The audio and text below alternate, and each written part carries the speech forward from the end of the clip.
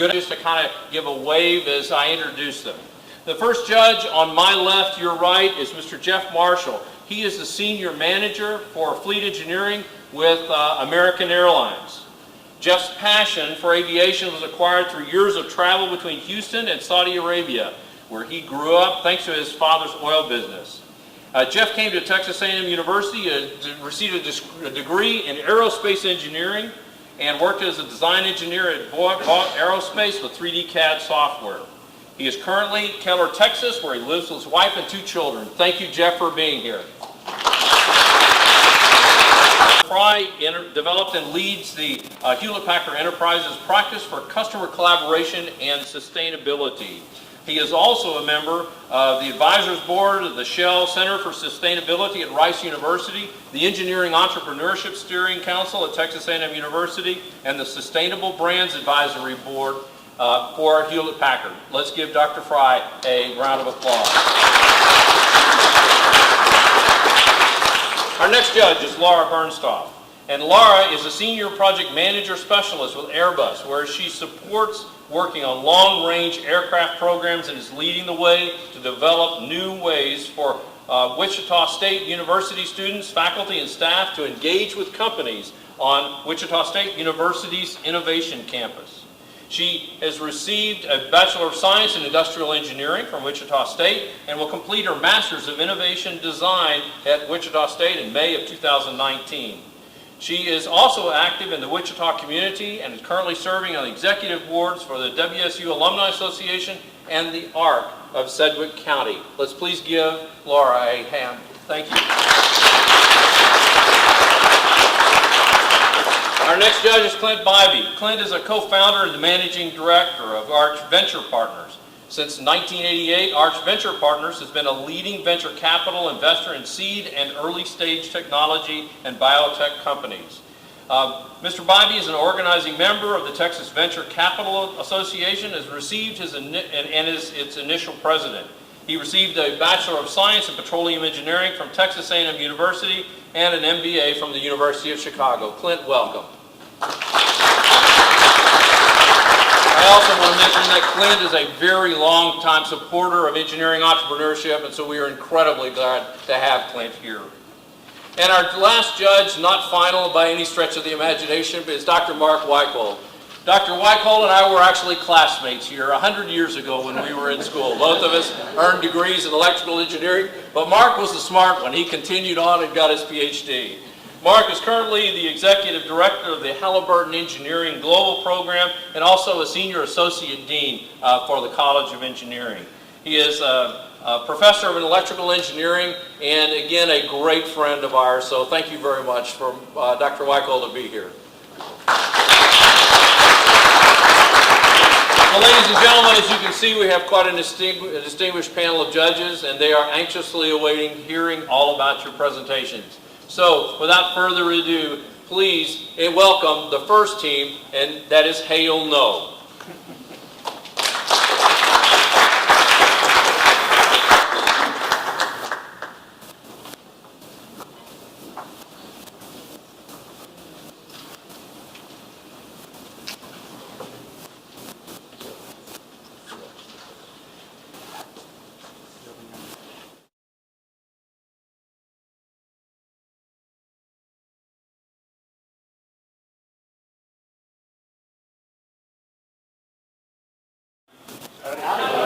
My name is William Smith. I am a Senior Manufacturing Mechanical Engineer at Texas A&M. And I'm Bamido Fadiomi, and I'm a sophomore mechanical engineer. I'm Jacob Asbell. I'm a first-year master's student in electrical engineering. I'm Jovan Matthew. I'm a second-year master's student in industrial engineering. I'm Mazin Ali. I'm a junior in mechanical engineering. I'm Omun Kantaria, sophomore in computer science. Has this ever been you? You book a flight to an exotic location or an important business meeting. You rush through security, barely make it to your flight on time. Unfortunately, your boarding time comes and passes without boarding your flight. An update comes in over the PA system. You have been delayed. Almost 20% of airlines are delayed every year, and one major factor in these delays is hail. Hail's dangerous enough that Airlines will cancel flights and move planes out of the impact area if they have enough time. If they cannot move the plane, the aircraft will need to be grounded until repairs can be made. To repair hail damage on an aircraft can take days, costing both the airlines and the customers time and money. The current method used to protect an aircraft wing takes 3 hours to deploy and exposes the ground crew to violent weather conditions. That's where we come in. The Hail Aircraft Protection System, HAPS, uses the same principle as an airbag. The air cushion absorbs the impact from the hailstone before it reaches the wing. Each module in the system is lightweight and can be activated in under 1 minute, reducing the risk of damage to the personnel and the aircraft. HAPS has been designed to accommodate the wide variety of aircraft in operation, as well as the varying pieces of equipment used at airports by the ground crews. So, let's work together to make our customers happy. So our need statement is to develop a fast and easy way to protect aircraft wings from hail during a hailstorm. And one of the things we first did was to acknowledge the problem. And we saw that hail causes significant damages to sensitive and intricate parts of aircraft wings during a hailstorm. And each plane that is grounded has to be inspected and repaired. And these all compound to millions of dollars in lost revenue and repairs, up to $150,000 per plane per day. And also we saw that hailstorms come with very little forewarning, with as little as 30 minutes to 1 hour. And as of 2017, there were over 6,000 major hailstorms in the globally, and that number is increasing. And our upside is that airports currently lack commercialized solutions to protect their control surfaces from hail. And here you have a US map showing the major airports and the hailstorms around different regions. The red dots represent the intensity of the hailstorms. To solve this problem, we needed to come up with 5 design requirements. The first design requirement is to protect aircraft control surfaces from hail damage. The second requirement is that the design needs to be robust and operationally efficient. Robust meaning that the design must be applicable to multiple types of aircrafts, and operationally efficient means the materials are where the airlines are going to have that, so all they have to do is just deploy the device. The third requirement is to reduce implementation time by 50%. Currently, the current solution, which is foam padding, it can take up to at most 3 hours to attach onto the wings. We want to reduce that time by at least 50%, so it can take at most 1.5 hours to attach to the wings. The fourth requirement is that there cannot be any permanent obstacles. There cannot be any permanent attachment to the wings, and there cannot be any problems moving around the aircraft for the ground crew. The fifth requirement is to reduce employee safety risk, and we want to make sure the ground crew are safe from the hailstorm as much as possible.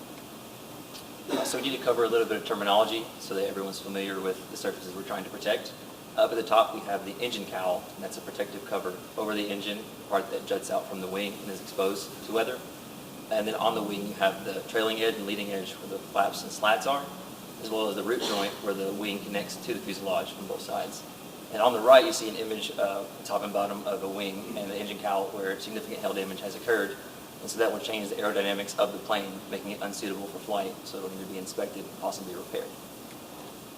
So with that in mind, we can look at some of the initial designs that we talked about during the original Aggies Invent competition.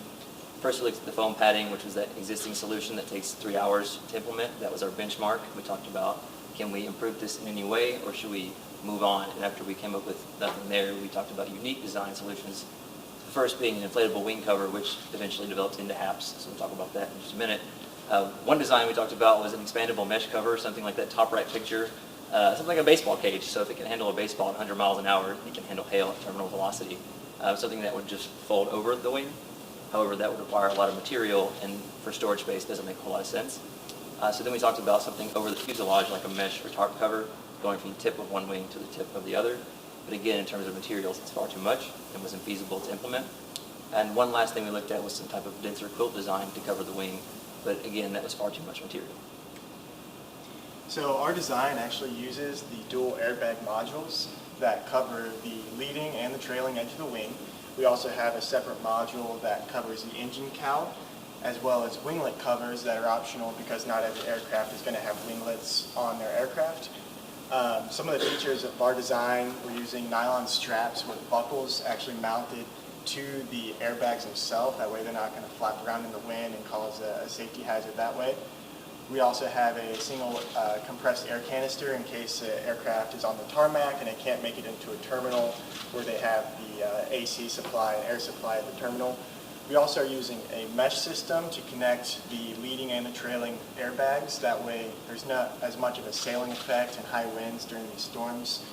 Because most airlines have a 3-man crew that take care of each aircraft, we optimize our whole system to be handled by them. That means each module is less than 100 pounds. So the 2 men on a scissor lift can handle the module easily, while the 3rd man on the ground can help out with the straps and help deploy the system accurately. So this is our initial prototype, and as you can see, when the airbags are inflated, they roll out, and then the straps pull down underneath, and that's where the 3rd man would help get those straps fastened down. This just was a prototype, so it was a little bit faster than we were intending, because on our design we want to slow that down so they have plenty of time to strap everything down. So here we have the final SolidWorks model that we came up with, showing the fully deployed HAPS module. We have the wing cover in red and blue, which are connected by nylon meshes, and the winglet cover in yellow and the engine cover in green. We have also a cross-sectional view that shows the HAPS wrapping around the wing to give it maximum protection. Moving on to the analysis and the concept, we consider a tubular structure for our model to ensure maximum structural integrity, and considering hail, which has an impact terminal velocity and having a maximum energy content of up to 800 joules to 1000 joules, we accounted for that to ensure that the model was simulated according to that specification. And we arrived at a 1 feet diameter for the tube that would ensure the protection from that kind of a hailstorm. And we have deployed the system on the Airbus A320 wing, as you have seen above, and the tubes could be either connected across the entire width of the wing, or could be 2 separate units connected using a nylon mesh, and they would be interconnected using a pressure-regulated one-way valve, which would help a step-by-step inflation process to ease the deployment, as well as ensure a fail-safe mechanism. So if one punctures during operation, the others won't deflate. And that's the entire model in the actual deployed space. So our potential target markets are the airlines, airports, private charters, jets, and aircraft manufactured themselves. HAPS will help them prevent the loss in the revenue that is almost like 150K per plane per day. Our product is only $150, $1,500 per module, plus the manufacturing cost. It is also reducing the deployment time, plus it increases the safety for the employees. It is a really compact design, and which will minimal the storage space that will solve the problem of warehousing. It is also a modular design, so any of the same HAPS will be deployed on multiple aircraft for the different sizes. So let's work together to reduce flight delays due to hail and save millions. Thank you. Thank you very much. Judges, you'll have 5 minutes for questions.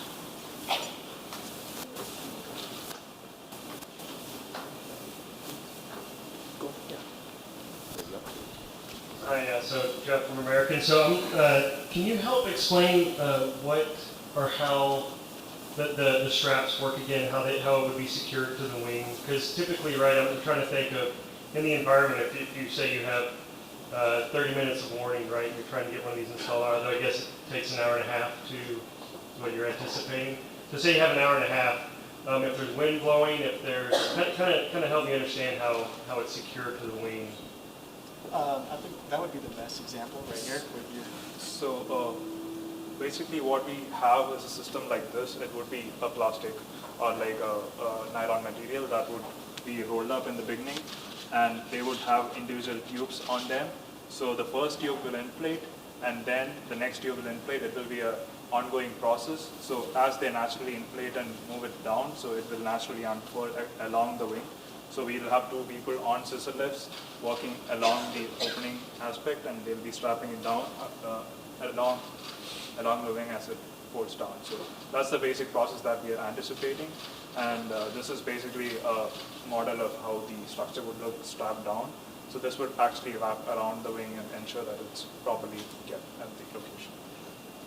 And we have nylon straps connecting both of these sections so that if there's wind going through the section, it's not like a huge sail, because we got the same exact question from last time. So we did take it into consideration, and we did have a discussion with Airbus team and everyone. So that was a great point that we didn't think about in the beginning, but these nylon straps would ensure that the air could pass through them and ensure that it doesn't have that big a sailing effect.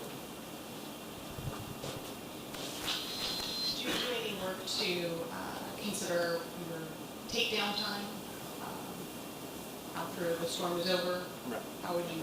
So that was actually the exact question that Airbus had for us. You might have been on that panel. So it's exactly the opposite. We can evacuate all the air out of the system, and then using the crew at the front, they'd be able to slide basically I have it here, slide, basically a rod through, and then they would, using the lifts, they would roll it back up, and that would just roll it back up because it'd be completely vacuumed through the whole thing, so it's going to be back tight. So. And is your estimate on time on the vacuum the same as your deployment time? No, vacuum takes a significantly longer time to pull a vacuum on a system like that, but hopefully that's when the storm's passed, and so there's a lot less of the urgency to get the device off. Adding on to that, we can take it off and we can do this on the ground, so the aircraft won't be delayed.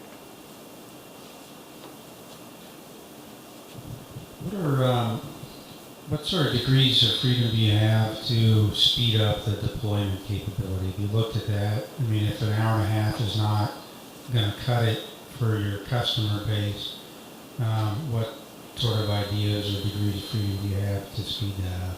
So the hour and a half was our design. That's the standard we gave for ourselves. This is going to be as fast as the crew themselves can put this out. You can relate this to an emergency slide coming out of a plane. They come out about 9 seconds, and they're completely deployed. This uses a lot less volume of air, and so as far as just getting it out, it's as fast as the crew can work the buckles underneath and work the straps down. I would say training and practice is a big deal. Which there's constant training in the airline industry, so that wouldn't be a And if problem. there's any other people that are free, any resources, diverting those two Yeah, if planes we can that need- parallelly deploy it on two wings, that's also a great aspect of bringing it down. So, I mean, we have considered the operational efficiency when you just have 3 people working on the aircraft. So, And as part of your design, have you guys thought about at what point the wind pre-hail is too high to be able to allow your project to deploy? Because you talked about how it's stable once it's strapped and inflated, but as it's inflating, how does the ambient wind in the environment impact that? So we've considered that, and part of what Jobin was talking about, using one section at a time, the weight of the roll in front of that, each module is going to be about 100 pounds, so you're going to have, it's going to reduce as time goes on, but you're going to start off with 100 pounds, and that's going to slowly move down the wing, and considering how close together the straps are going to be, that 100 pounds will be enough to hold it down during high winds. Okay, thank you very much. Hail done. The next team is SuperSocials. Take everything. You guys get everything up.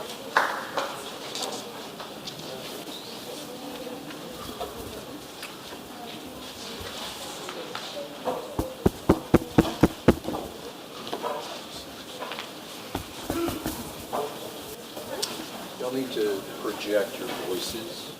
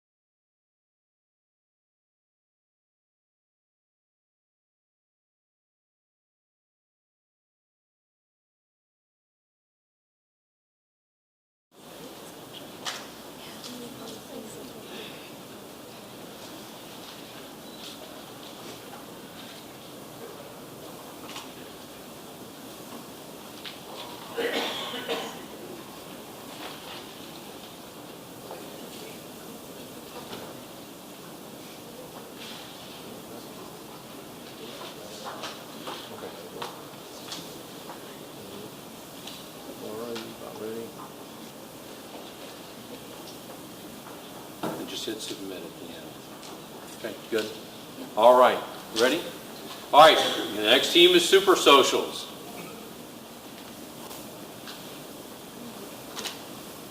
Hello everyone, welcome to our presentation about our idea on how to prevent loneliness. I first would like to introduce our team. We are a diverse group of engineering students. My name is Anna and I study aerospace engineering. I'm Toph, I'm a civil engineer. I'm Jojo, I'm a mechanical engineer. I'm Karta, I'm a chemical engineer. I'm Sasha, I do medical engineering. Before talking about the problem that we try to tackle, I would like everyone to raise their hands. Everyone. Anyone in this room has never felt lonely, never felt like they couldn't reach out to anyone in a specific situation, may put their hands down. Look around. As my little experiment showed, most of you are familiar with the feeling of loneliness. To those who may put their hands down, a definition of loneliness is the emotional feeling of lacking contact. This lack of socializing is especially affecting university students and their age group. Action for Children found that 43% of 17 to 25-year-olds struggle with feelings regarding loneliness. A global study from Sodexo discovered that almost half of the students in the UK struggle with loneliness during their academic years. Many of these students even consider dropping out because of it. But the numbers for the US are very similar, as the American Health Organization survey showed. 64% of US students felt lonely during the last year. Despite many people believing in social media bringing us together, research shows that we are lonelier than ever. Further studies prove that socializing with one another in person increases social skills and decreases loneliness. We now would like to show you a video that we made to further explain the problem and introduce you to our solution. Those people having food together. And I'm here thinking about how lonely I am in this whole world. Why no one understands my feelings? Why am I so lonely? Why?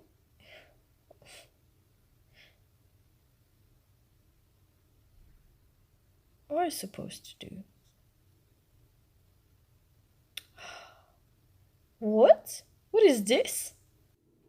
Oh, let's explore then. Swipe right. Oh, it shows someone nearby. There actually is. She looks friendly. Hey! Hi. Let's tap. SuperSocials. Growing pandemic in our society, I was showing you how social media fails to tackle this problem. I will address to you what we believe is the solution. Our app is called SuperSocials, and it's all about taking you out of the house and meeting new people. Our app incentivizes a healthy social life and disincentivizes activities which lead to loneliness. We call this connecting your digital world to real life.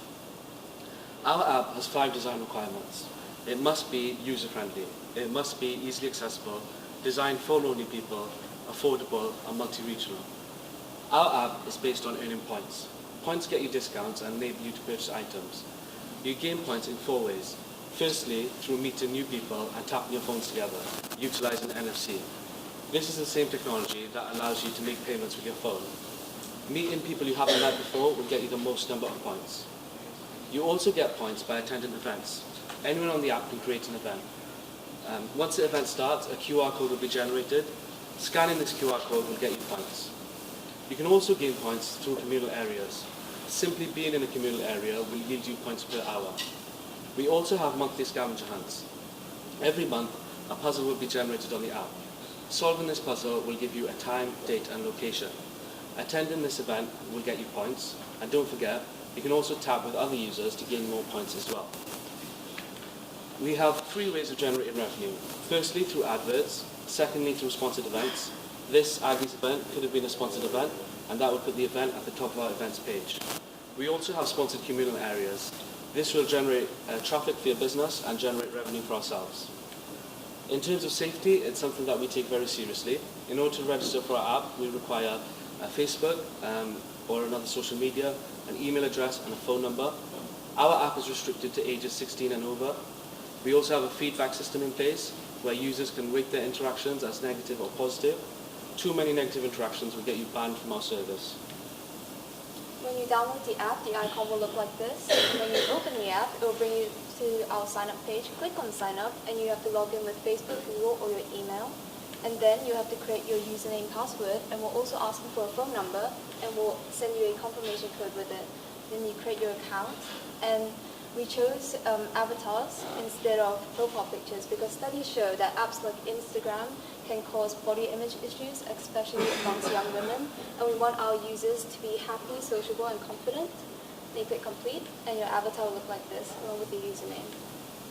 This is your homepage, and right at the top of the screen, next to the greeting, hi username, how are you, is the feedback button that Toph mentioned. And under your schedule is try something new, click on it, and it will bring you to this mini questionnaire. Now based on this questionnaire, we'll give you results on things that you can do. For example, you want to have a cup of coffee, click on that, and we'll show you suggestions of places that you can go to. And eventually, your schedule will look like this, featuring past, future, and present events. And on the bottom left of the screen, there is a small map icon, which you can swipe right on, and it will bring you to this map. And if there's a nearby user, it will look like this. And after you tap your phone, you will get a motivational quote, and you will also get icebreaker questions, so you can get the conversation going. You also have a list of all the people you have met. Click on the username, and it will bring you to a journal of all the things that you have done together, and all the points you have gained together. We also have a leaderboard with friends, and you can choose which friends you want to compete against. This is because we want to motivate people to go out and socialize more. And once you reach a certain level of points, you can access a public leaderboard.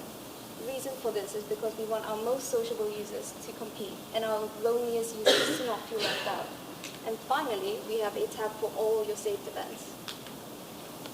We need a platform where we can connect event organizers, venue holders, and users. This kind of communication happens within university clubs. I'm a president of Russian-speaking society at Swansea University, and I can confidently tell you that it can get really messy when you try to reach people through different sources. So step one would be to start from Swansea University, which has 22,000 students and 170 societies. As soon as the app is launched, we add upcoming events announced by these societies on it, and involve more people with taking part in freshers fairs and do our campaign directly interacting with potential users. Also, we do advertisements on Instagram and Facebook pages. When we have certain amount of people on our app, we promote it to different universities outside Swansea and expand it to different market segments such as business professionals. So the main purpose of our app is to prevent loneliness. We achieve that by motivating people to go outside through gaining discounts and socialize with others by tapping their friends. How are we different than the other social media platforms? We don't have any chat features or profile pictures. We prioritize in real-life interactions. We want to make our app from just an idea to reality. So after winning the IFTP in Swansea, we started working with Tech of Swansea, a company that's dedicated to help tech startups. We also have dedicated office and mentorship, which we won through the Big Pitch, university competition sponsored by Santander Bank for student entrepreneurs. We developed a prototype, which I think some of you tried yesterday during the poster presentation. So if we win this competition, we would use the funding to purchase some cloud servers for our information and processing storage, for software licenses to build graphic designs, and finally for app publication fees for different platforms. We want to launch our app in Swansea soon, but would also like to expand it to Texas here. Winning this competition will give us the foundation and momentum to achieve that. Thank you for listening. Any questions?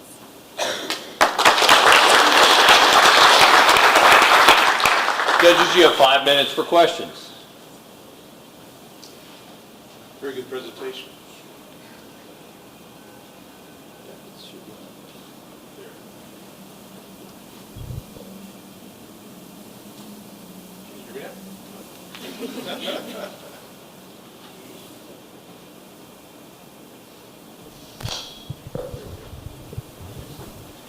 It's a good thing he was my bad partner. We would never have made it.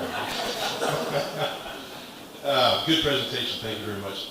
I have a question. There was one slide that showed suggestions on where you might go, maybe to get a cup of coffee or a library or something like that.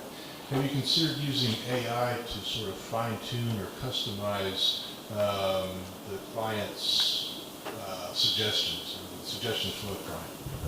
So this was actually something that came up during our work with our partner Tech Hub Swansea. Now we're thinking about using the geolocation data that we have from our users and combining that with businesses to sort of get preferences and suggestions from where they'd like to visit, and then they could get offers specifically for the areas that they're in most, and that could work in both ways for users and for businesses.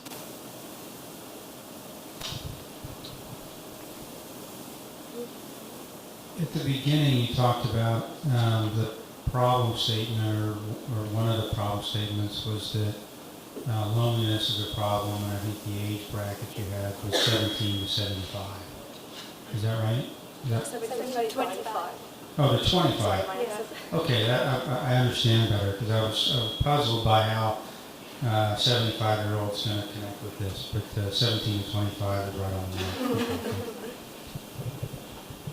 So remind me how you narrowed down to this solution set. So how we came to this solution. We actually originally had 3 different designs, and we iterated down to this one design. The reason why we've chosen this specific design, in regards to the age demographic, we found that loneliness is something that is particularly prevalent amongst young people, and young people use a lot of apps. So this is why we've chosen the age bracket of 17 to 25, and why we've chosen an app as well. Also, what we've found as well is that current social media is exacerbating the problem, and young people are a user of current social media as well. So we think an app is the sort of the perfect way to reach our audience. We also think that motivating younger groups to build the social skills will help them throughout their lives. So if they use this app to build the skills, then they can use when they are above those age as well. So I'm curious, did you try the app with a population of introverts that aren't naturally inclined to interact with people socially? So I would actually classify myself as an introvert. Now, the reason why I think this app would be useful for myself is it starts with small steps. So, for example, an introvert would probably find it quite difficult even to study in a space just outside of this lecture theatre, because it's quite a social setting. But our app just gives them points just for simply being in that area, and once they've got those points, then they can sort of slowly level up, start meeting people. So it's a step-by-step system. What again do the points do other than you just bank them, or? So our points enable you to get discounts and purchase items from local businesses.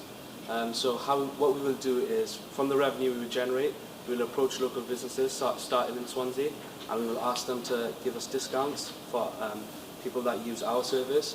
So this will generate traffic for them, and it will generate revenue for ourselves, and it will generate offers for our users.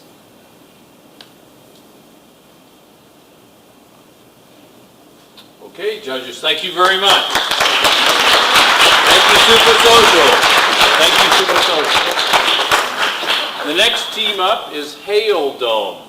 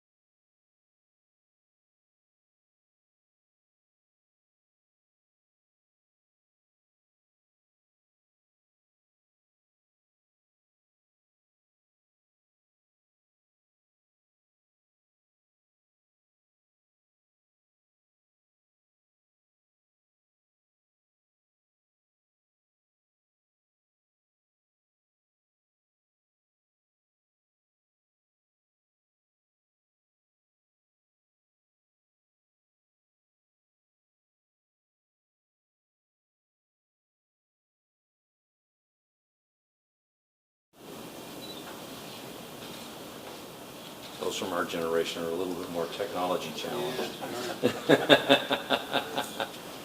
And I include myself in that generation.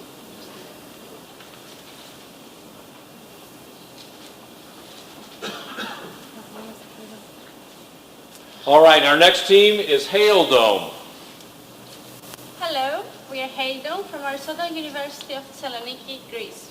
My name is Dora, and my colleagues are Catherine, Aldo, and George.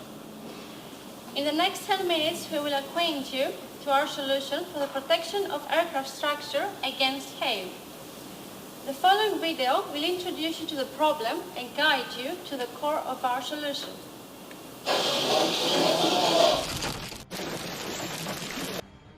Due to the climate change the last years, more and more extreme weather phenomena like hail occur globally. Parked aircrafts are exposed to those severe weather conditions. That has a damaging impact on the most fragile parts of an airplane. The most fragile of which are flaps, slats, engine cowls, and the wing roots. The current solution is time-consuming and it requires too many workers. Those workers are being exposed to extreme weather phenomena. In short, the current procedure provokes a great number of safety risks. So our team has to develop a new solution to tackle this problem.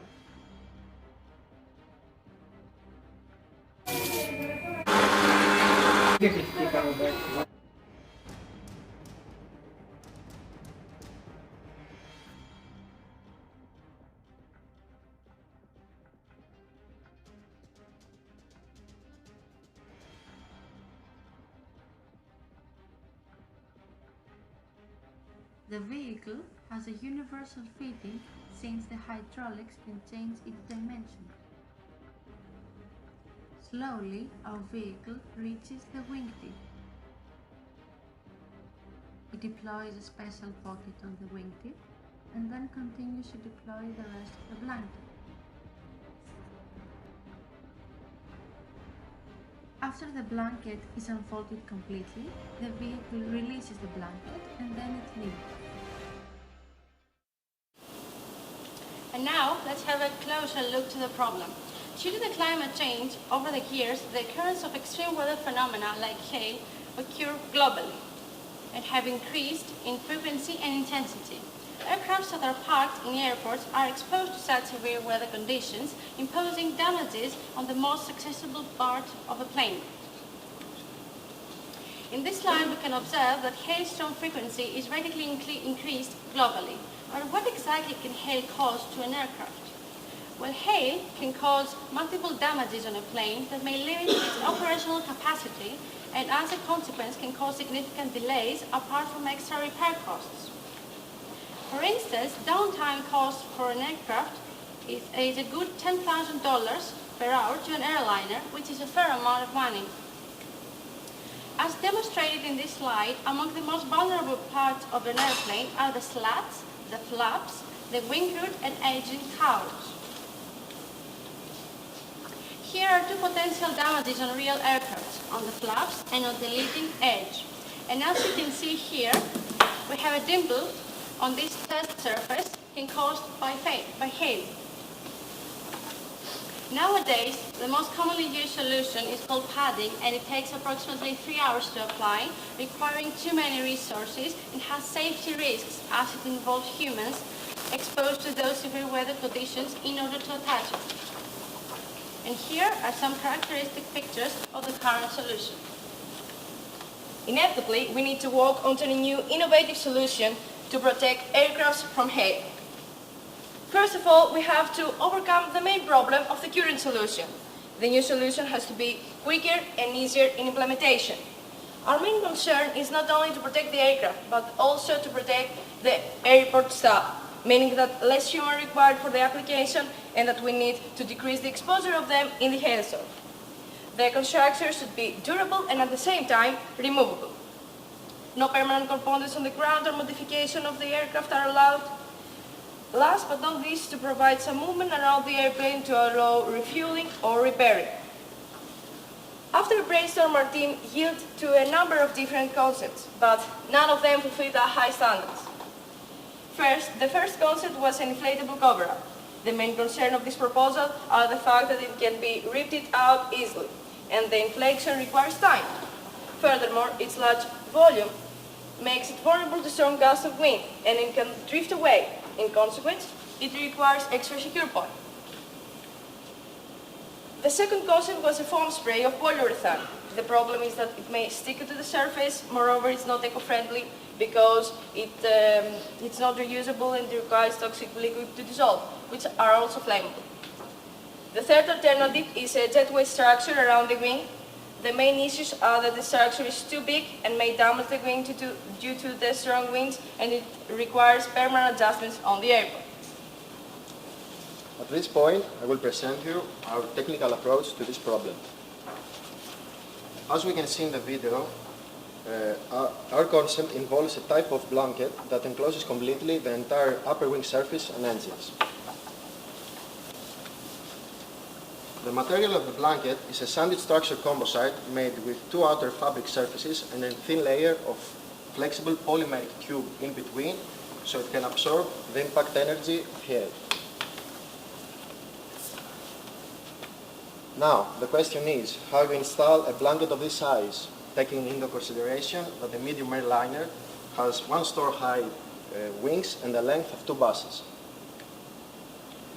Our solution implements a C-shaped motorized structure that supports the folded blanket. This type of vehicle moves towards the aircraft with the help of integrated electric motors on each wheel. When it reaches the wing, it orients itself and starts unfolding the blanket, starting from the wingtip to the wing root. First, the blanket is secured with the help of a pocket that encloses completely the wingtip. The ability of the vehicle to adjust its height and the wide opening of this pocket allow for an easy application. What follows is the unfolding of the blanket across the winglet. The blanket is laid only on the upper wing surface, and the orientation of the unfolding is done by the vehicle with the help of an operator and various smart sensors. The same occurs on the second wing simultaneously. When the blanket is unfolded completely on the entire wing, is then secured and tightened up under the aircraft fuselage with the opposite blanket of the other wing. The blankets are then released and the vehicle steps out.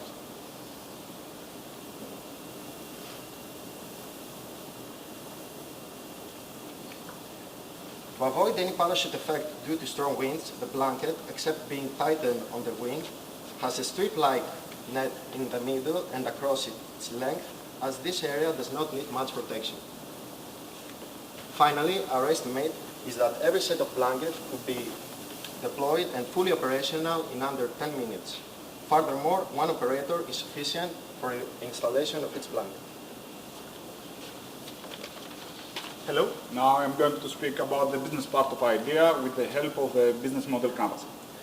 To start, we are to provide with an easy solution to protect the fragile parts of an aircraft in order to reduce the cost of fixing and cancelling flights. Our main customers are mainly airports, but can be aircraft constructors as well. We are going to reach them through our sales force, and we will try always to have a one-to-one direct customer relationship. So the sales of our products are going to be our first revenue. Manufacturing can be a challenge, so we will choose strategic manufacturers around the globe in order to reduce the transportation costs.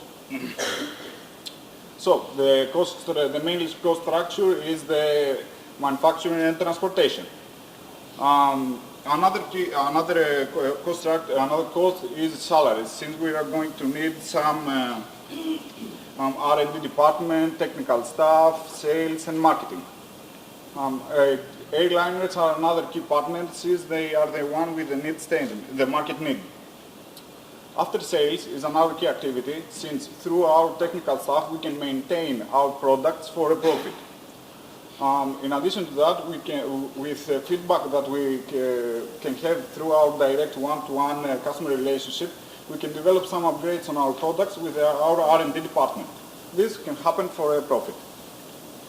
So, Its vehicle costs around $50,000, and its blanket approximately $7,000 to $10,000, depending on the size of the aircraft and the wing. Some of our future improvements are to make it remotely controlled or even fully automated up to a point. We can have even faster placement that my colleague said before. We can make the blanket to fit even more models and not be unique in each one, and it can be used for other purposes such as de-icing and such. So we are Heldon, and thank you for your attention. Thank you very much.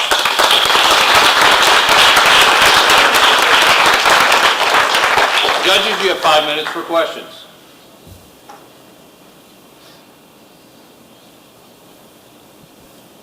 So with one blanket per vehicle, how quickly can you reload a vehicle so that you can apply a blanket to a second aircraft? What's that downtime in between?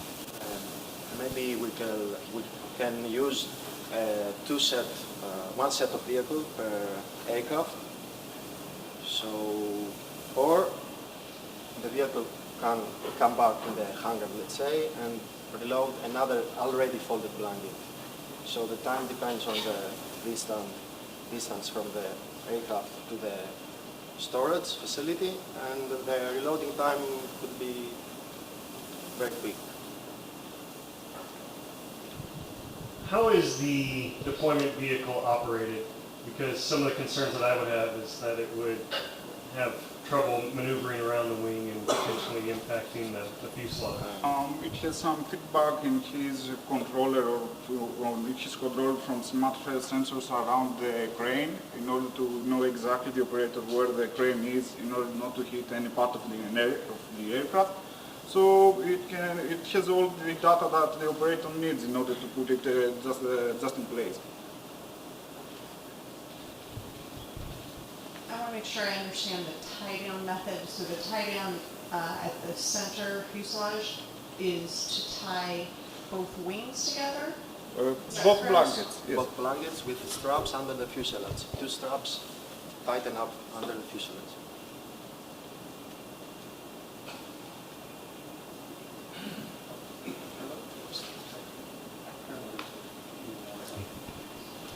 So for the piece I'm trying to understand better, for a large size airport, how many of your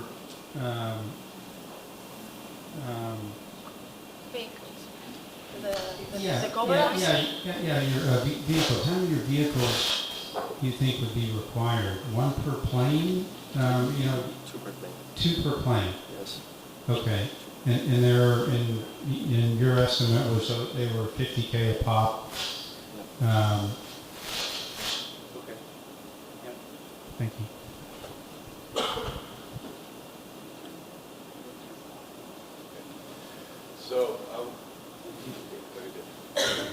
So I'll ask the question that was earlier. Once it's been deployed and the storm has passed, how long is it going to take it off and store it? Actually, it's more or less the same time that we need to deploy it, since it's the same mechanism, just we do it from the other side. If you can see here, it just goes all the way to the wingtip and takes the blanket with it. With hooks we can attach it to place so it can live. Follow-up question. I look at this as a blanket in a vehicle, right? So would you have to have two vehicles for every plane, or can you, is it fast enough, for instance, to install the protection on one plane and use those same vehicles for another plane? It's exactly like that. We reload them and we go to the next plane to cover as many as possible. It depends on the severity. If you have a lot of time before, you can have the same vehicle, go back, reload, and then come back to put again. It's all about the forecast that the airports have.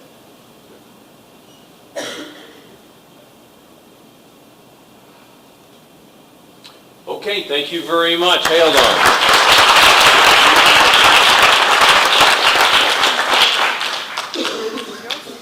And the next team is Hydro World.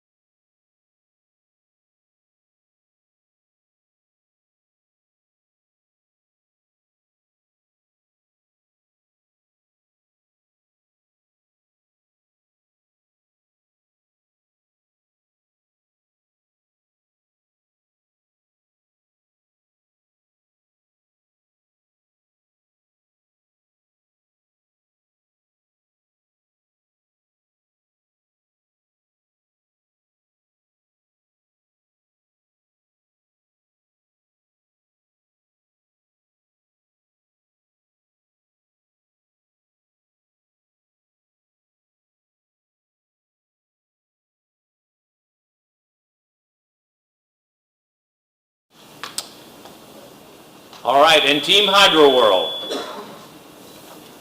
Howdy. Howdy. We are Hydro World from Texas A&M. I'm Nick, and I'm the prototype expert. I'm Sarojit, and I'm the design expert. I'm Amanda, and I'm the presentation expert. I'm Megan, and I'm our business model expert.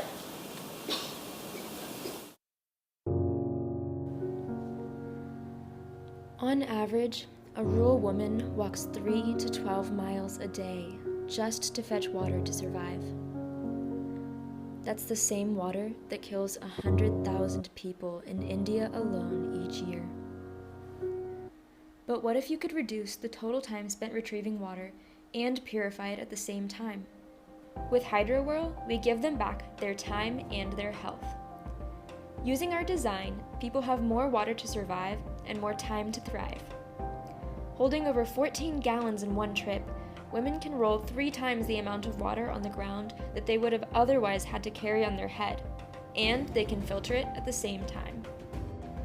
We have a built-in 3-stage filtering system that uses local resources like sand, gravel, and charcoal as natural and easily replaceable filters, pulled with a rope that can be easily replaced if broken. When the women get back to their home, they can utilize a special spigot that connects to the drum and uses a flat sheet ultrafiltration membrane to filter out any bacteria. By getting water twice a week instead of every day, women and children can spend their time reading, learning, and working. Hydro World addresses a problem faced by almost every rural family in India. And with the world's rivers and water sources getting more and more polluted each day, communities across the world, in all different cultures, could utilize the Hydro World to have more time to improve their lives.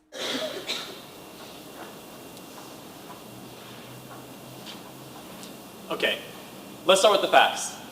844 million people in this world don't have access to clean water. In Africa and South Asia, women and children average 5 miles every day just to get water to survive. That's a combined 200 million hours per day wasted just to get water to survive. That's 200 million hours that could be spent reading, learning, working, or spending time with their family. But no, spent getting water. So our need statement is, how can we design a system to provide clean water that is accessible to a large portion of the world's population? So we focused on 2 areas, Africa and South Asia. But for this, we're going to focus on India the most. This is Manju. This photo was taken 2 weeks ago. On that day, Manju went out and walked 5 miles to get water. She's been doing that since then until now. She's going to be doing it until she can't walk any further. So how long did it take you to get your first cup of water this morning? 10 seconds? A minute? What about your first cup of coffee? 5 minutes? 15 minutes? What if I told you that skipping that cup of coffee for 5 days meant giving Manju and her family water for 5 years? So let's talk about our initial designs. First, we have our design requirements. It needs to be cheap. It needs to cost around the same as they currently pay for their water jugs, so about $6 to $7. Next, it needs to be intuitive to use, somebody with less than an elementary school education to use. Next, it needs to filter the particles. It needs to get the particles and the bacteria out to make the water safe to use. Then it needs to transport the water to get it from one place to another. And finally, it needs to use natural materials and make it easy to replace if broken. So our first 2 designs was first this filter cup, but it didn't hold a lot of water. Next was this collection approach, but it was too bulky and you couldn't get the water from a different water source. That takes us to our final design. So our final design combines both filtration and transportation and combines it into a barrel. So it is a 14-gallon barrel that can be rolled on the ground, and the best part of rolling a barrel on the ground is that the barrel can hold 100 pounds of water. But when you are rolling on the ground, the effective load that you are carrying is only 15 pounds. So that enables a lot of water to be transported at once. This is our prototype. So as you see, it is a barrel which rotates, it's supposed to rotate in only one direction. And as the barrel rotates, the inbuilt filter keeps on cleaning the water at every cycle. So over the course of 5 miles, the barrel would have rotated hundreds of times, each time cleaning the water a little more. So let's take a look at the key components. The key components of the Hydro World are the barrel. The barrel is a 14-gallon barrel made of high-density polyethylene, which is meant to be sturdy. So we have a 3-stage filtration system made from local materials. We have a spigot fitted with an ultrafiltration membrane which can remove all the viruses and bacteria.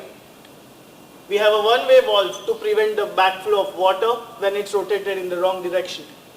And finally, we have a rope to pull the barrel, and which can be easily replaced if broken and can be carried by multiple people. So our 3-stage filtration technique employs gravel, sand, and charcoal. The gravel traps plastic and hair bigger impurities, the sand traps sediments, and the charcoal removes the chlorine, and also charcoal removes the odor. So we tested this design out, we lined all these materials in a cup and passed the water you see on the left cup through this filter. And we've got the water on the right cup. So this is after just one pass. Imagine this barrel rolling hundreds of times, and imagine the clean water you can get after it rolls hundreds of times. We are using an ultrafiltration membrane which can remove suspended particles, bacteria, viruses. Now these three are the most responsible for waterborne diseases, and the ultrafiltration membrane removes this. The ultrafiltration membrane in the spigot.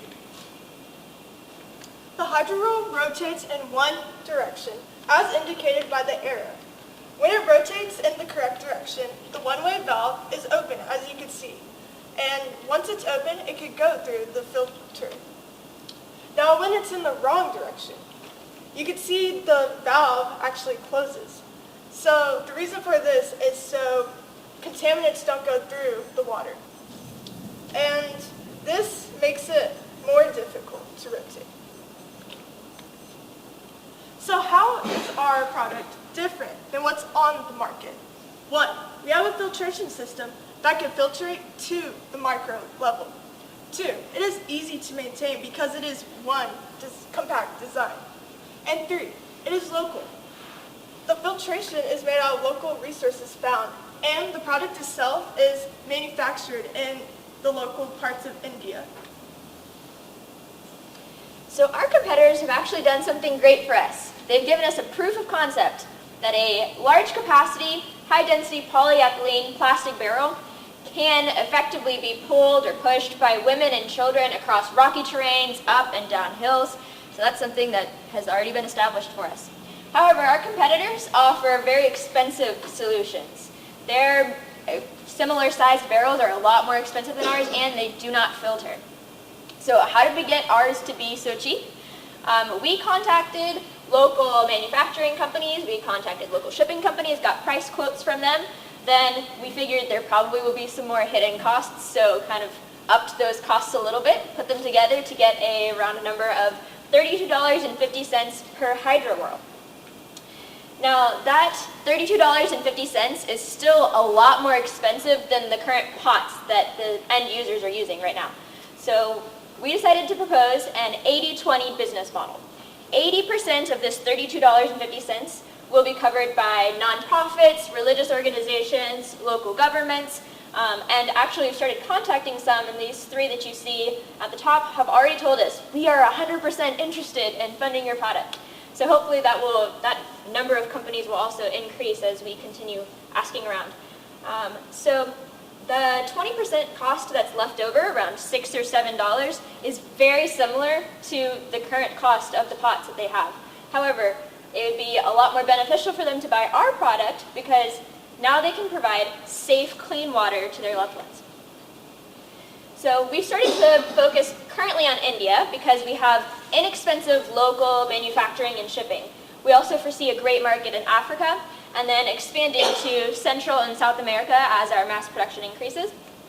And in these places, people are walking right this very second to get water. What are you willing to give to help Manju and others just like her bring clean water to their loved ones? There are 844 million other people like them in the world right now that need your help. Thank you.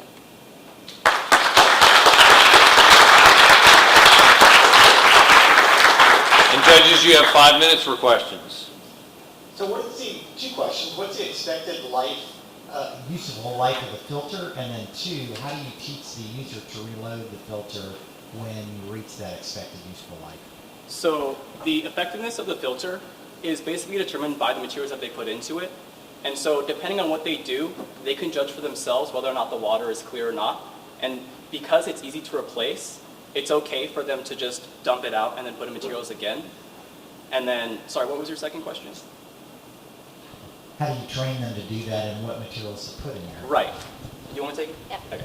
So we know that nonprofits like Living Water and others that currently are trying to bring clean water to these unreached areas of the world, they have missionaries, they have volunteers already in these places. So we are hoping that these nonprofits will not only necessarily donate money to the cause, but will donate people and resources to say, hey, can we come educate you in why you should use this, how you should use this, what it's like to rotate it in the correct direction and the wrong direction, and so on and so forth. And they'll also be able to give us feedback saying, this is a potential issue we see, or this is why people may not want to use it, so that we can adapt our product to meet their needs. Additionally, we can print instructions on the side of the barrel, like we did here with the rotation. And so we can actually print it either in local languages or use pictures in order to demonstrate what goes where, the size of the sediment that goes in each compartment. Okay, I had a question about the filtration system also. I believe you mentioned that the final stage of filtration might be reverse osmosis, correct? Ultrafiltration. Sorry? Ultrafiltration, not reverse osmosis. Okay, your drawing showed RO. Yeah, but we stopped at the second tier, ultrafiltration. Okay, that answers my question because you're going to waste a lot of water if you do an RO. Yeah. Thank you.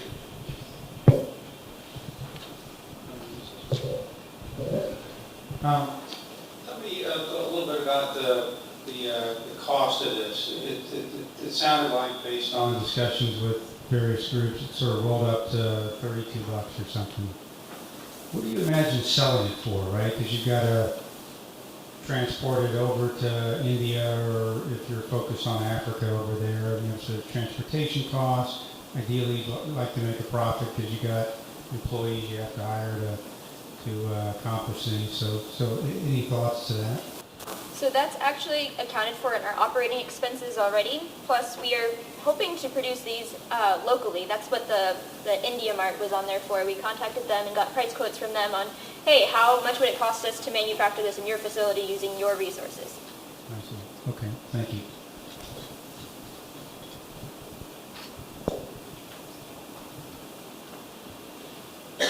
I mean, do you anticipate this being scalable at all? I mean, why the 14 gallons again? I was just trying to... So we just went with the 14 gallons because it was similar to one of our competitors, and they have proof of concept for that size of barrel. In terms of either increasing or decreasing the capacity, that will require more future testing and determining whether or not the size impacts the effectiveness of the filter or not. But in terms of scaling it larger, as long as people are able to still pull it, we can make it bigger.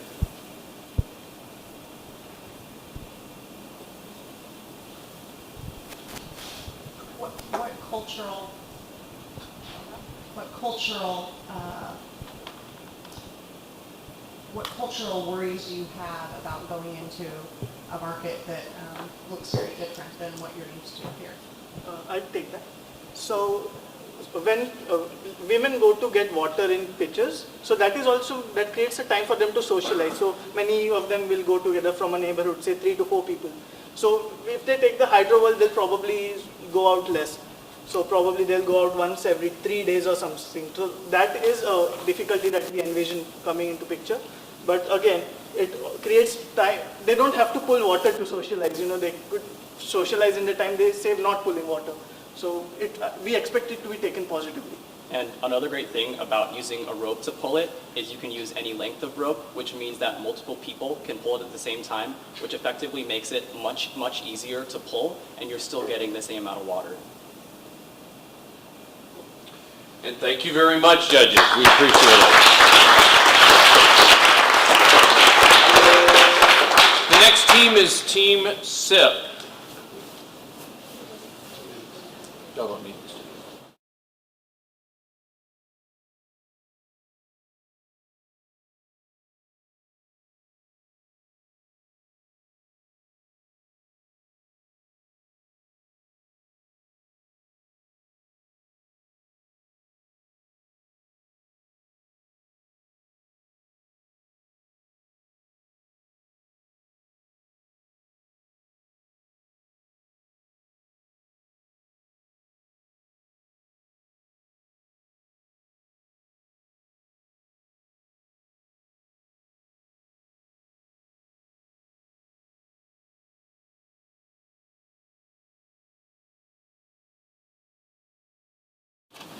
Ready?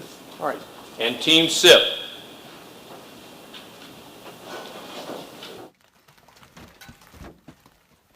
Hailstorms are very damaging storms that cause thousands, if not millions of dollars in damage every year. Aircraft companies are struggling to find effective ways to prevent damage to their planes, especially the wings. Our research on this topic brought us to pufferfish and their unique ability to inflate rapidly by inhaling large amounts of water in a short period of time. As you can see, our first prototype uses the same self-inflation concept we got from the pufferfish. We use compressible foam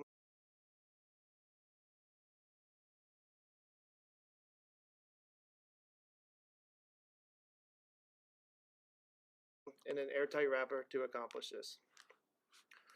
We began to test our design on a mocked-up section of a wing.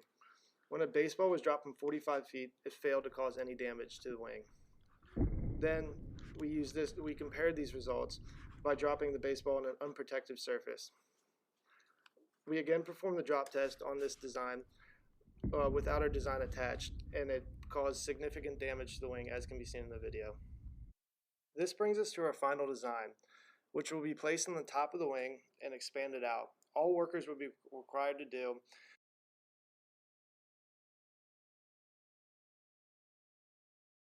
is tie it down from underneath.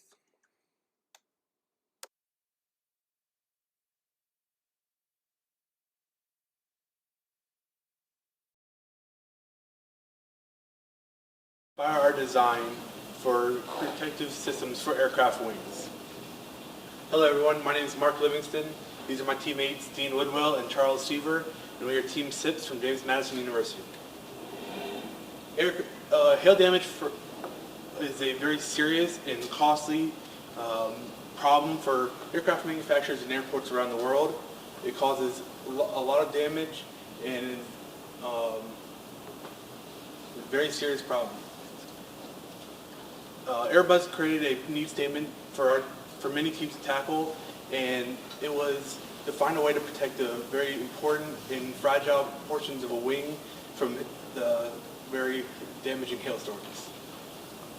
You can see here the four main portions of the wing that need to be protected were the root joint, which connects the wing to the fuselage of the plane, the trailing edge, the engine cowl, and the leading edge.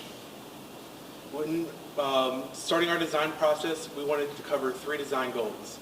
To make our prototype rapidly deployable, to cover the entire wing, not just the key components, and we did not want it to interfere with the ground crew and any work they would be doing on and around the wing. At the beginning of our project, we first did a conceptual mock-up, just the first step in the design process. We simply used the Lego airplane wing and we covered it with cotton balls. This really allowed the three of us to group together and begin to visualize how this design might work for the entirety of our project and how we might implement it on a full-scale wing. From there, it brought us to our first initial prototype. The first initial prototype was simply a manually inflation concept. This concept would be slid over the front of the wing, and then the entirety of the portion would be inflated to protect the wing from hail. This brought in problems of ripping, the mass amount of air that had to be implemented to inflate this concept, and just the sheer amount of work to do this. So that brought us to our next design, but first we wanted to have a scale replica. We made a CAD version of a wing. This is a representation of an A320 wing to scale. And then we went downstairs in our fabrication studio and actually used our CNC machine to cut this wing out. We were then able to make a scale model. This is a 1/26 scale model, and as you can see here, we have all the bases covered of the leading edge, root joint, trailing edge, etc. that need to be protected for the wing. This really allowed us to be able to visualize the concept and how the wing would really be seen, or how our design would really be seen on a wing and in the real life world.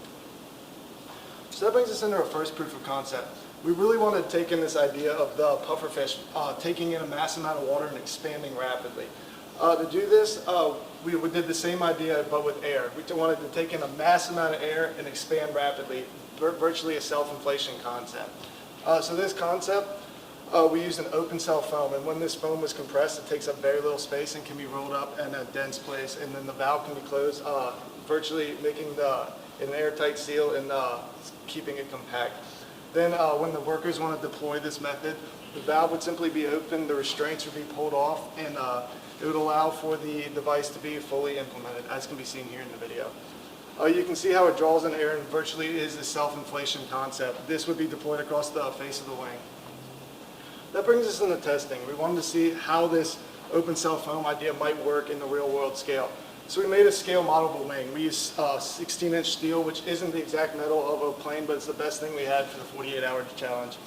We made a 12-inch gap, which scaled the wing, and then we used a 4 inches of foam. This foam was then made an airtight seal with a valve on it that would simulate our actual design in the real world. To test it, we dropped a baseball from 45 feet, which was 4 stories. It's the highest point we had in our building.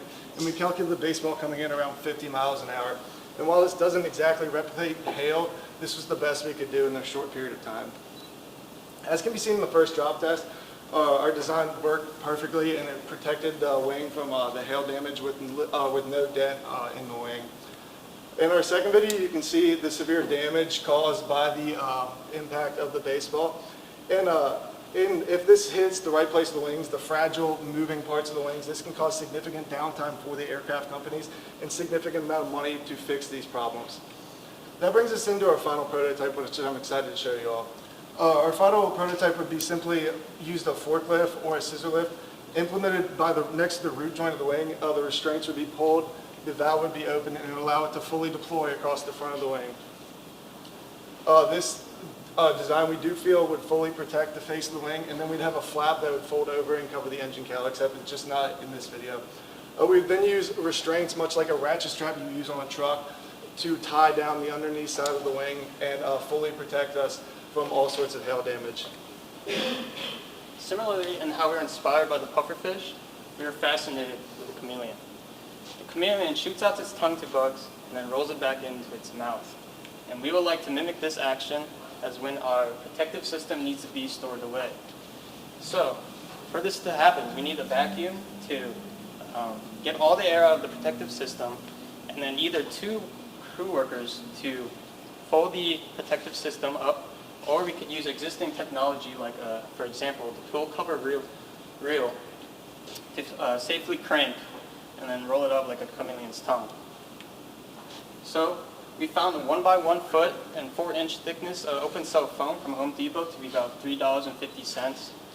And to buy enough of this foam for a full scale, it would cost around $2,000. And we know the density of the open cell foam to be 0.3 kilograms per foot cubed.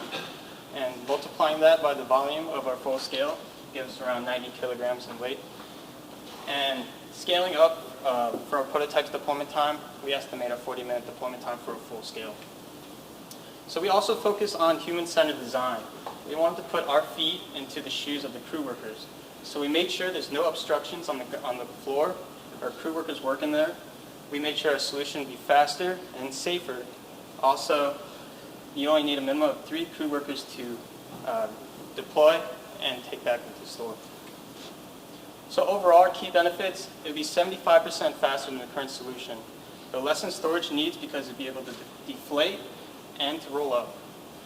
It only need 3 crew members, and it'll be 50% lighter than the current solution and only cost $2,000 per wing. We want to thank Texas A&M for hosting this event, and all the competitors to come out. Is a great experience, and we are JMU Engineering.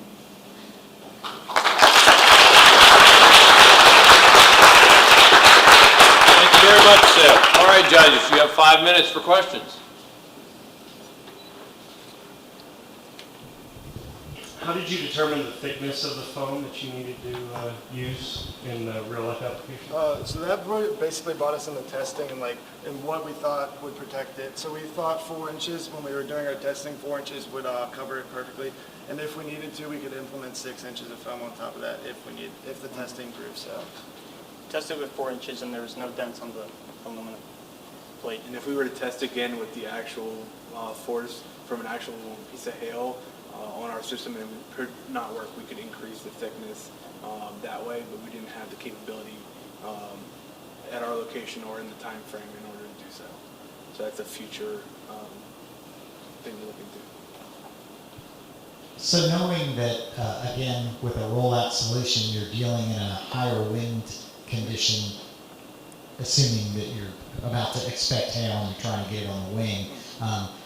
You didn't describe in your solution ratcheting a piece of it down as it rolled out. It seemed like it rolled completely out and then you strapped it down. That would seem to limit your ability to deploy it in wind conditions. Have you thought about strapping it as it goes instead? We have.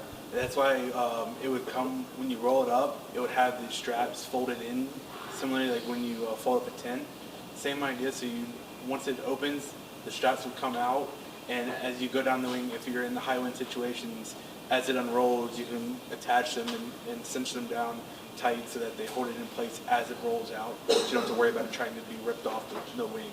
Or alternatively, you can pull out the entire piece at once before inflating, strap it down, and then open the valves to inflate.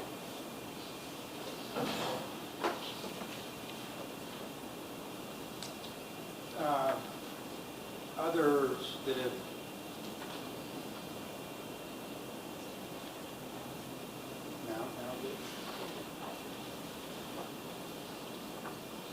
we're going to have a training session. Is this better? Yeah. Okay, so we heard from others on different concepts, and there were estimates of time to deploy and time to take off. I didn't. If you talked about that, I didn't catch it. So what is your estimate of time to deploy this per plane? I guess. So deployment time for the plane, you can do both sides at once. If you have 3-man crews, you can do an entire plane in one go. And we estimate from scaling up from how long it took ours to inflate, we approximate about 40 minutes. But if you adjust the type of foam, the number of inlets, and or the size of the inlets that you're using, it could be more or less. And if you're really trying to make it faster, you could attach an air nozzle and pump air in, if like a last resort measure. But we think it shouldn't take more than 40 minutes per plane. But at that point, you've already strapped it down, so you can move on to the next plane while it inflates, and then go back and just close the valves. Okay. And then on taking it down, it sounds like you're thinking through various ideas. One is your roll-up pool cover thing, and there's probably other ideas that maybe you haven't fleshed out yet. Yep. Okay.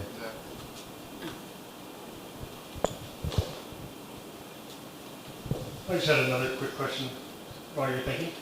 So, at larger hub airports, you could have upward of 40 to 80 aircraft that may be involved in a big hail event. So, what does storage look like for this solution? I mean, how is it packaged where, I'm just curious about size constraints. So we're mostly comparing it to what they're using now, so wrestling mats, which are dense and take up a lot of space. So we feel that since ours is compact, they would take up a lot less space. And then when they're bound, so they could be stored in the same kind of areas as wrestling mats, and we feel that they would take up a lot less space than those wrestling mats that would be in the same spots. And you can make it so there are different sizes for different planes. And one of the things we're looking into for future iterations is potentially making it individual sections, so you could roll up smaller sections and store them in different locations depending on the planes being used, etc. Okay, thank you very much, Sip. Great job.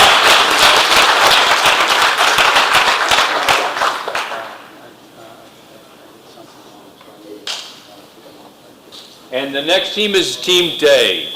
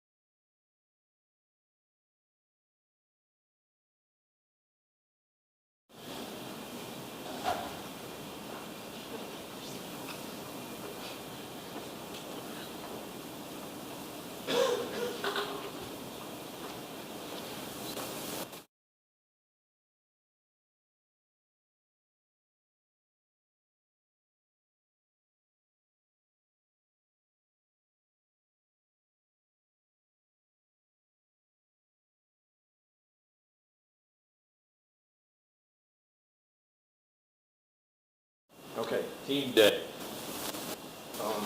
Hello everyone, we are Day and we are here to present a design for smart elderly care, the memory glass. I'm David Manford. I'm Andrew Darrows. I'm Alex Heller. Emmanuel. I'm Hassan Nur. Alright, so to start off with, we decided to take the prompt that revolved around smart elderly care, and specifically in that we targeted Alzheimer's. It affects about 6 million Americans today, and I know I personally am affected by it. One of my teachers in high school, her mother had it, and we often talked about how stressful it was for her. And she said that like every single day going home was the hardest part because she had to go home to somebody who doesn't know her name and doesn't recognize her. So we tried to find a solution to that. Okay, in order to provide a very good solution to the problem, the team brainstormed and considered several requirements. And then these are the top 4 that we narrowed on. The first is to provide an instant re-education for the patient, connecting them to their families and then maybe co-workers. And also we considered the fact that the patients are elderly, so we want to make it intuitive and easy to use. And then most importantly, we want a facial recognition and then a projection that will make the information clearly visible.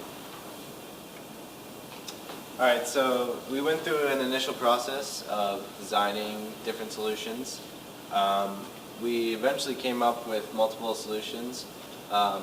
These are some of the alternatives we came up with is a wearable discrete camera, something that goes around your collar or your tie, and then paired with that would be an audio output in the form of a hearing aid or something of that nature.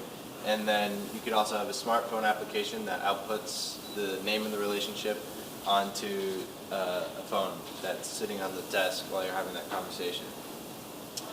So we eventually came up with the glass prototype, which projects the lens and uses facial recognition cameras.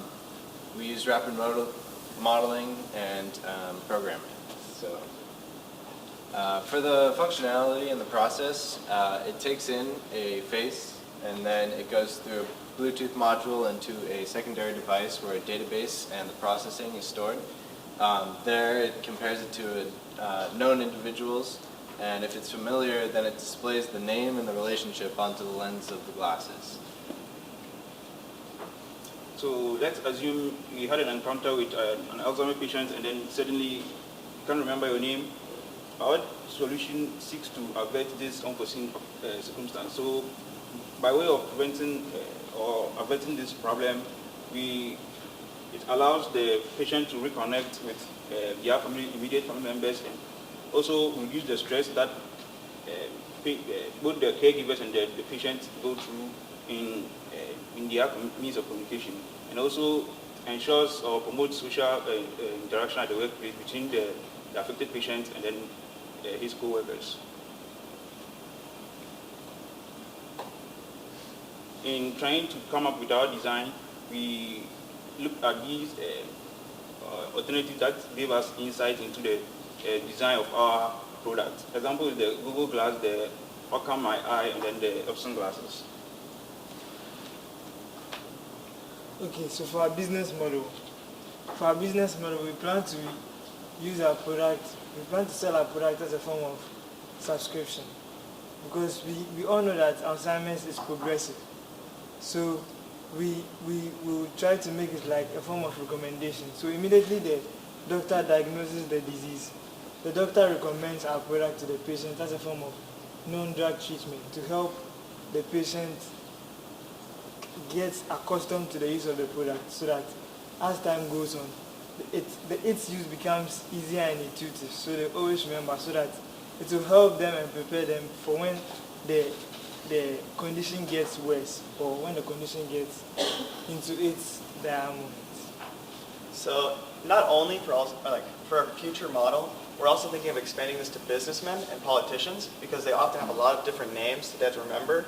So it'll kind of help them maintain good social interactions. Or in the case of my grandpa with his blind days, when you can't remember it, you can just look at your glasses and you know. So here's the demonstration of our prototype that we did in the 48 hours. First, for our concept, we used colors instead of faces. So red would represent Andrew here, who is the friend of the wearer, and green would represent David. Sorry. And up here we can see the red being tested. Now blue represents a stranger that is not recognized by the camera. So when a stranger goes up to it, nothing is presented. Now when green goes up to it, like I said, David would be printed along with brother, as that is his relationship to the wearer. So some of the next steps we aim to look forward to is advancing that facial recognition capability. We also want to explore the audio output and the communication capabilities so that a caregiver can communicate in between the Alzheimer's patient. And then Alzheimer's patients have a tendency to get lost, so maybe location services as well and a GPS system. And then last would be to use a mobile app and a website. Thank you very much. Thank you.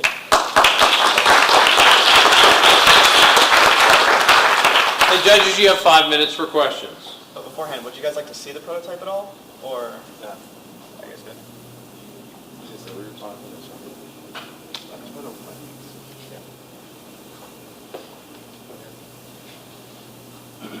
Well, I was just curious, how does the user or the wearer put the information in as to the first time? Okay. What's that like, right? How do I get registered on the database? Yeah, so first we're thinking about initially starting off with just one image of the person, or maybe some sort of recording software. But essentially what would happen is they would upload a photo of that person, and then as the camera recognizes that person more and more, it would get more data on that person's face. So it would be able to more accurately figure out who they are over time. Is that something like a family member could do for the wearer? Yeah, right. It'd be the job of the caregiver or a family member. They'd be responsible for inputting the name, the relationship, an initial image, and then possibly a description as well to remind. And you may have addressed this and I may have missed it. Is your plan to develop your own glasses and imaging system or adopt or adapt one of the ones on the off-the-shelf solutions for what you're trying to pull off? Right, so this is actually an attachable modular system. So it goes onto an existing pair of glasses. It comes with the facial camera and the projector, as well as a power supply that is in the form of a hearing aid, and then a secondary modular device with a database in the processing. So I could use it on my glasses? Yes. Yeah. Okay. That would be the idea. I could have an image of Rodney, and then when I saw him, it would project. Okay. Yeah, they project his name and then, friend. Friend, or right. acquaintance. However you see him. Pest.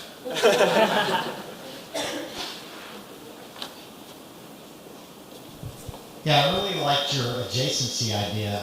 As someone that interacts a lot with politicians, they typically have a staff of 5 or 6 that are whispering in their ear who this next person is they're about to interact with.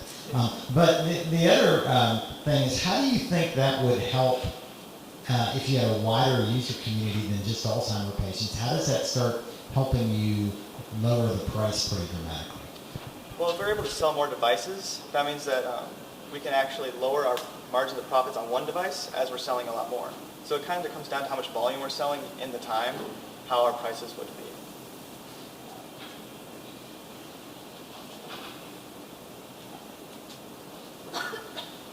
And I don't remember. Sorry, I get an F for usage.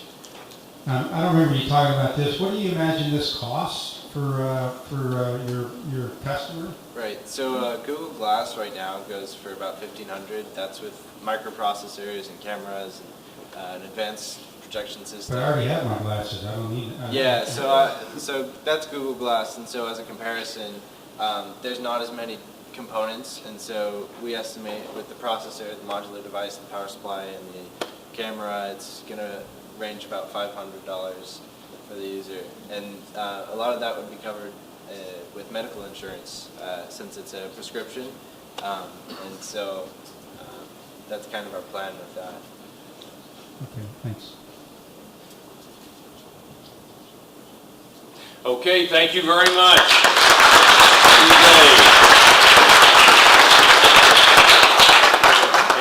team that we have is Team Tupa from Brazil.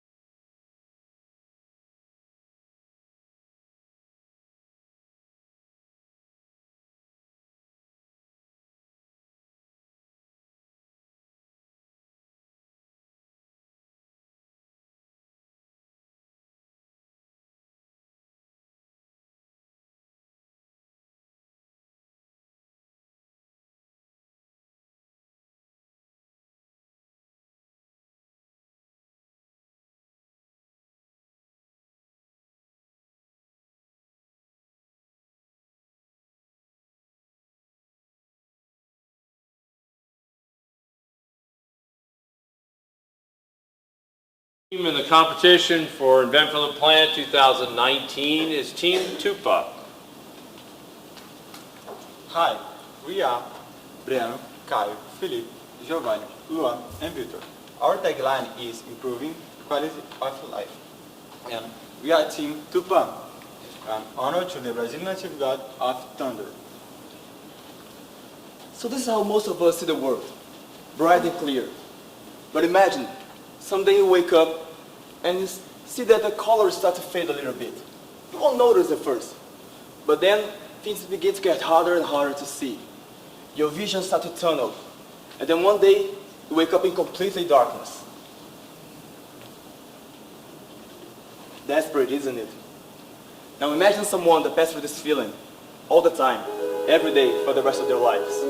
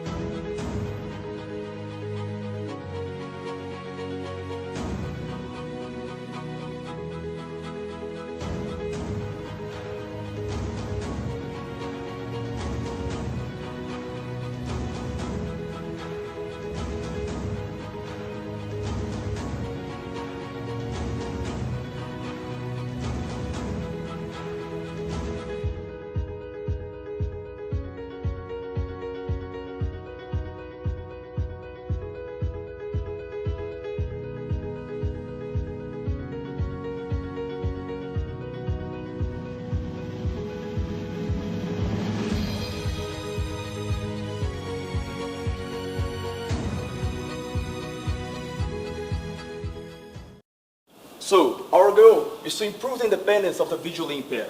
To attain that, we have defined 5 design requirements for our project. First, we gotta detect proximity, which is the main objective of this project. Second, it must not compromise of the senses, so the user can still fully interact with its surroundings. Plus, it gotta be a low profile and lightweight, to make it easier to use in a more of discreet way. And also, it gotta be a low cost, to make it available to everyone in need. Thinking on this set requirements, the team came up with some early concepts. First, hat with sensors and a sound response. This design has been developed before, and a sound output could compromise the hearing of the user. Second, laser pointer attached to the white cane. Some products apply this idea already. However, a portion of the visually impaired does not adapt to the white cane or have motor limitations that hinder them from using it. Last, sneakers with proximity sensors. Some products apply this idea too, but its design is too complex, and eventual bumps could damage the sensors.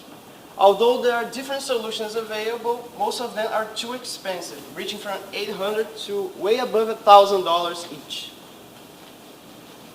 So we built a prototype for this. We have the upper sensor. It works warning you if there is something on right, left, or front side. And it needs to be low cost and lightweight.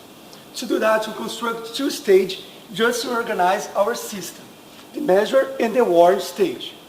The measure stage works with ultrasound sensors and ultrasound waves, tracing obstacles on surrounding. The warn stage informs you by two vibration responses, one here and another right here, depending on the measure stage. The system controls the motor power independently, so you can feel about the distance and the position of the obstacles. In addition to that, we still need the equipment that identifies objects precisely.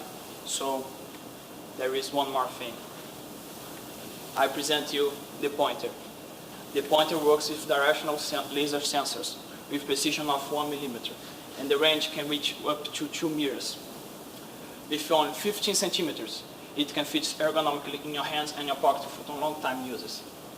In addition to that, we still manage to increase the intelligent vibrational responses for different situations, the differing pulses and intensities for identifying objects.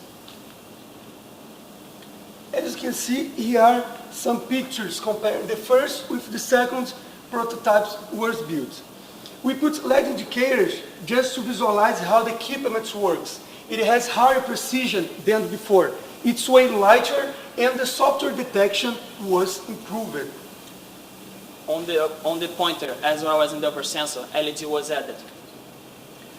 Ultrasonic sensor was transferring for laser sensors to give more precision than before. And the prototype got more ergonomic than before when comparing size and weight. And the detection was extremely improved with software accumulation. And all of that, our second prototype, we managed to create it with only $30 retail price.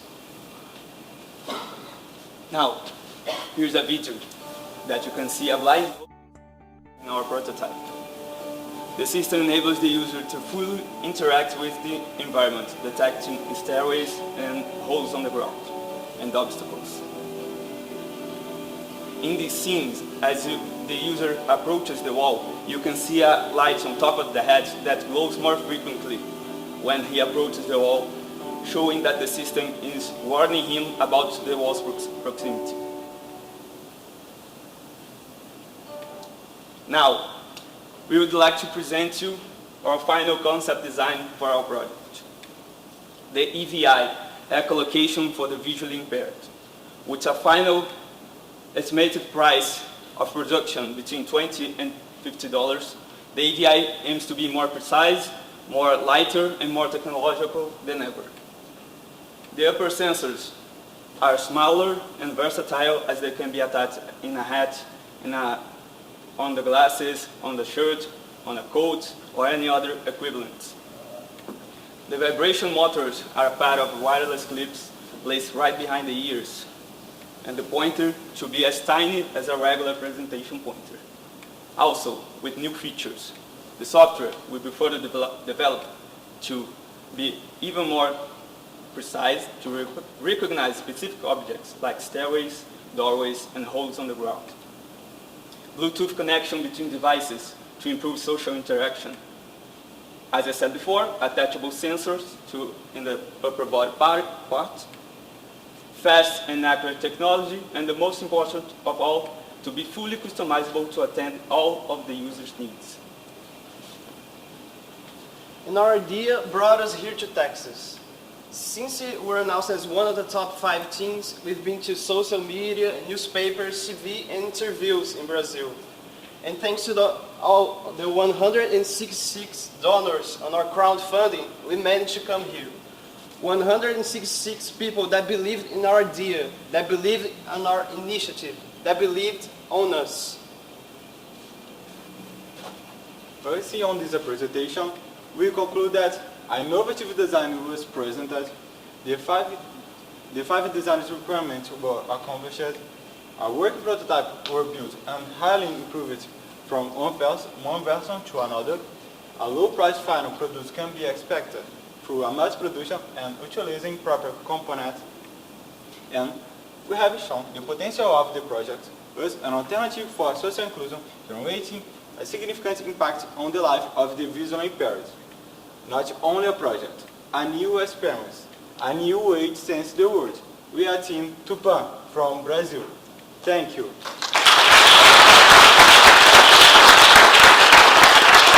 Also, we'd like to invite you all of the crowd to test your prototype later if you want. All right, judges, you have 5 minutes for questions.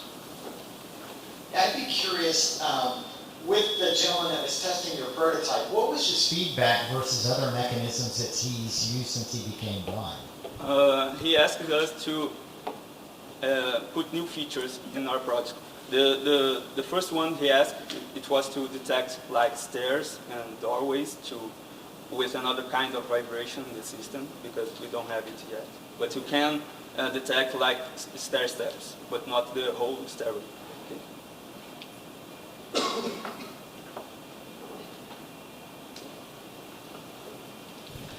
You said it's customizable. What are some of your thoughts on what individuals would want to customize? Just like shoes have different sizes, and if you're gonna use a cane, you gotta be from different heights. We know that some people which are shorter and higher must use a different range of options to use it. Just like some of our people that experiment, not only the blind, but people say that, okay, the vibration is too strong for me. Or like, I would like to sense it a little bit further or closer to me. Can you hear me? Yeah. Okay, that's better.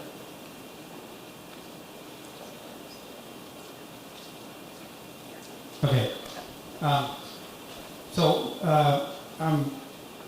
I'm curious about the cost/price numbers you put up there. I'm skeptical about most of the cost price numbers I've seen today from most of the teams, and equally skeptical about the ones I see from you guys. So tell me how you got to that. It seems hard to believe that this is a $30 price point for all of the sensors and doodads and electronics and all that sort of stuff. It's kind of We used some microcontrollers on it, chip sensors and normal circuits, and we did the count and it fits on $30 price.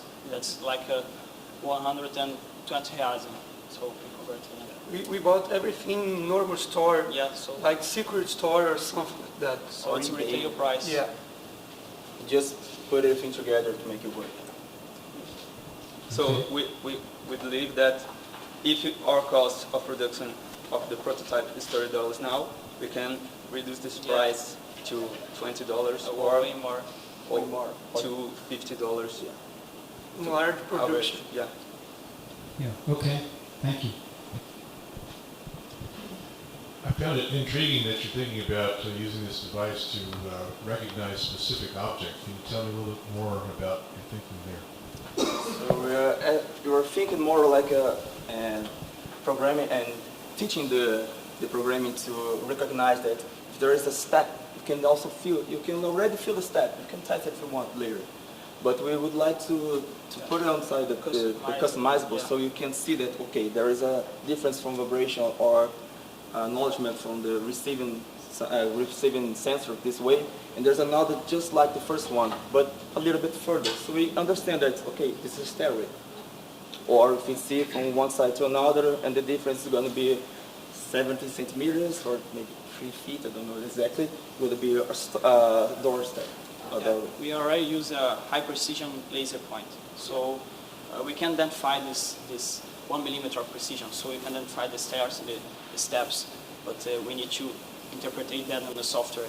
So it takes a little bit of time.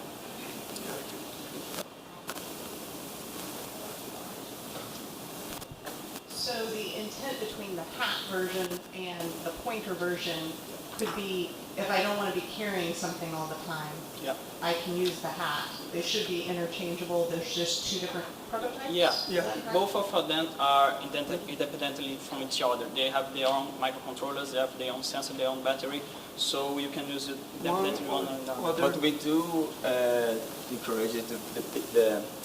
We would suggest that you use both of them together, because if you use only the sensor, or if you use only like the other options like the white cane, you can only trace the lower part of the body. So something like a lower tree or an open needle would hit your head.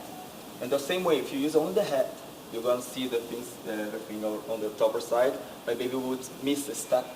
or find a hole in the ground. It's a complementation. It's a setup. The hat, they capture a wide angle of on the surrounding with ultrasonic sensor because they are wider. And the pointer precizes these objects with laser sensors. So you can identify the object then precisely when it's end or at the beginning. So you can feel it. And Team Tupa, thank you very much.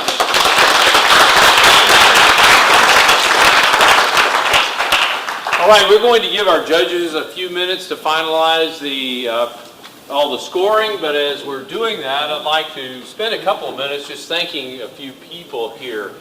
First of all, behind the scenes, as y'all well know, were Hannah and Andres. They're both behind the scenes right now, putting together and making sure this all works. So thank you very much, Hannah and Andres. You know, y'all did a great job.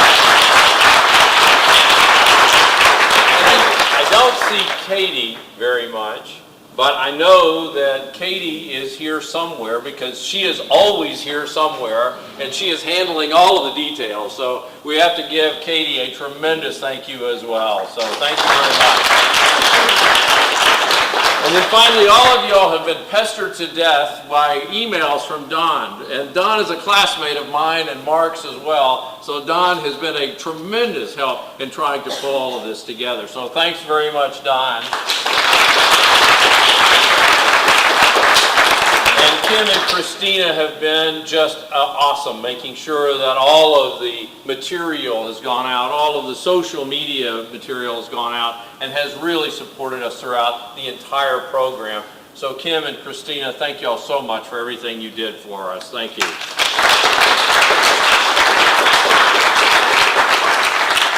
And the final thing that I really want to thank is I want to thank all of you. I want to thank you as the sponsors, as the faculty, as the students, as everybody here, because you trusted to be able to join into this entire process. You trusted that we would be able to create and do something together that is unique in the world. And for one weekend, as you saw, there were no barriers. For one weekend, there were no borders. For one weekend, there were only students coming together, solving problems around the globe. And for one weekend, the sun never set on innovation. So thank you very much for all of your support.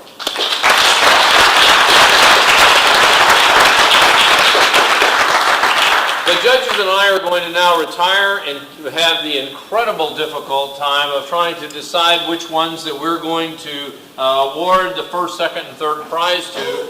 But as we go and try to figure that out, we're going to ask you to go and do something. We're going to ask you to walk out into the set of steps just over here by Starbucks. Please don't go to Starbucks, okay? But please walk out into the steps. And we're going to take a group shot of everybody here so that we have everybody together in one shot. So you can leave everything here, and if you'll just walk straight over to the step, we would appreciate it. And we will be back in just a few moments.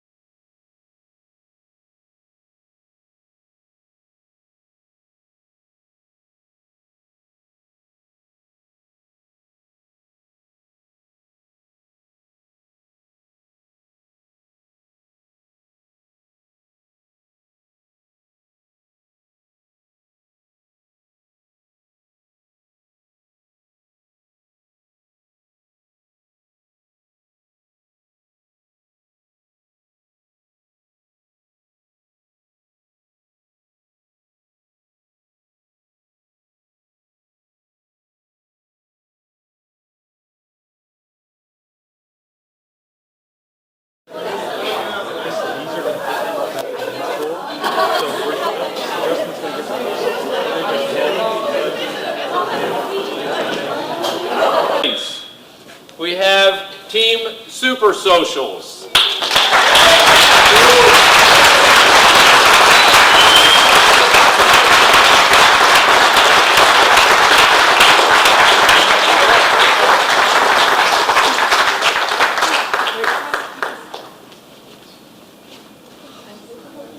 Something else slide behind.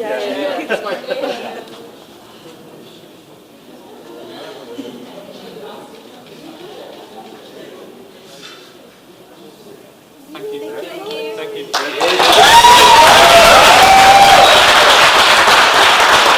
Congratulations, SuperSocial.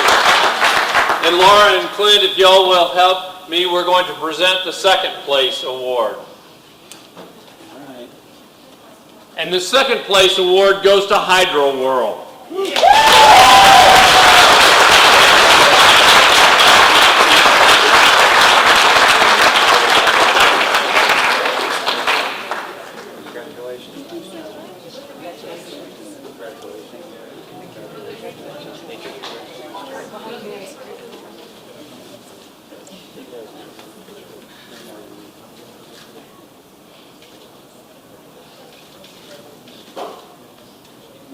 Good job.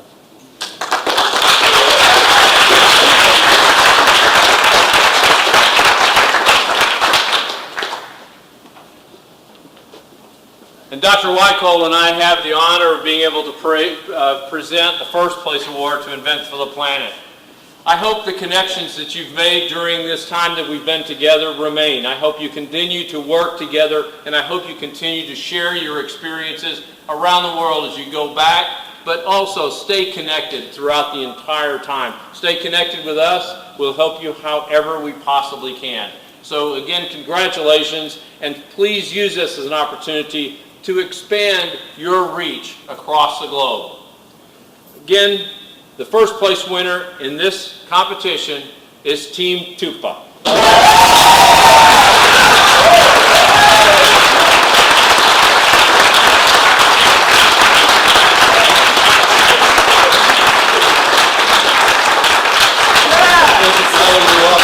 Thanks so much for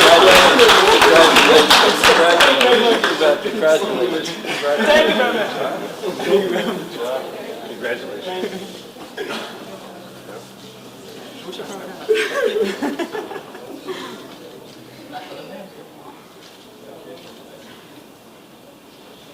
All right.